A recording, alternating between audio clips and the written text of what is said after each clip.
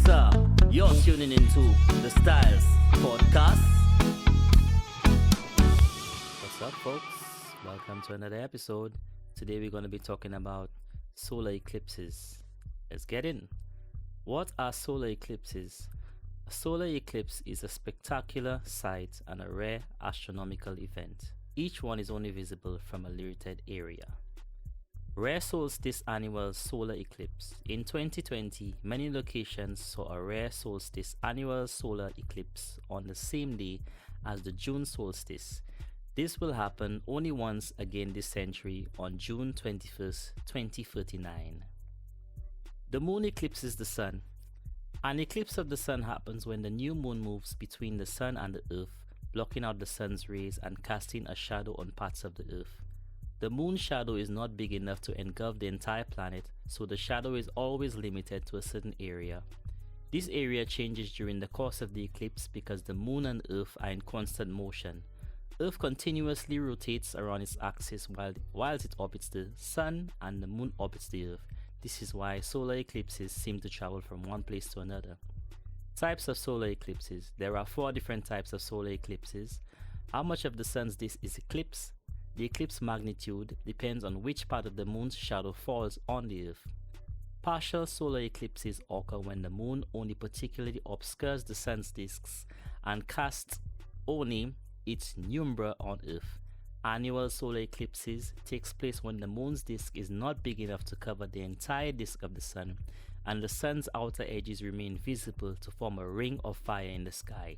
An annual eclipse of the sun takes place when the moon is near apogee and the moon's penumbra falls on earth. Total solar eclipses happen when the moon completely covers the sun, and it can only take place when the moon is near perigee, the point of the moon's orbit closest to the earth. You can also see a total solar eclipse if you're in the path where the moon casts its darkest shadow, the umbra. Hybrid solar eclipses, also known as annular total eclipses, are the rarest type. They occur when the same eclipse changes from an annular to a total solar eclipse and or vice versa along the eclipse's path. Solar eclipses mainly look partial. Solar eclipses are only visible from within the area on Earth where the moon's shadow falls and are close, and the closer you are to the center of the shadow's path, the bigger the eclipse looks. Solar eclipses are usually named for the darkest or maximum point. The exception is the hybrid eclipse.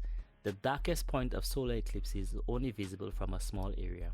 In most places and for most of the duration, total annular and hybrid eclipses look like a partial solar eclipse, only around the new moon.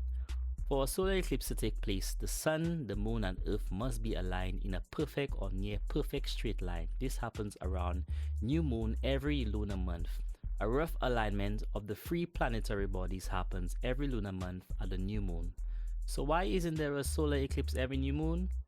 The plane of the moon's path around the earth is inclined at an angle of approximately 5 degrees to Earth's orbital plane around the sun and the ecliptic. The points where the plane of the moon's orbital path meets the ecliptic are called lunar modes. And I'm reading this from an article I found online. It's www.timeanddate.com/eclipse/solar and -eclipse.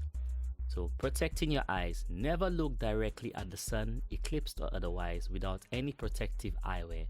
The sun's UV radiation can burn the retinas in your eyes, leading to permanent damage or even blindness. The best way to safely watch a total solar eclipse is to wear protective eclipse glasses or to project an image of the eclipsed sun uses a pinhole projector. A perfect or near perfect alignment of the sun, the moon and the earth can only take place when the new moon is near a lunar node. This can only happen during periods that come a little less than 6 months apart and last an average around 44.5 days. It is only during this time, also known as the eclipse season, that eclipses can occur. So there you have it, folks. Just a little info about solar eclipses and the types of solar eclipses and the different things that they all do. Thanks again for tuning into this podcast. Hope you learned something today. Keep well, keep safe. Enter, you're tuned tuning into the Styles Podcast.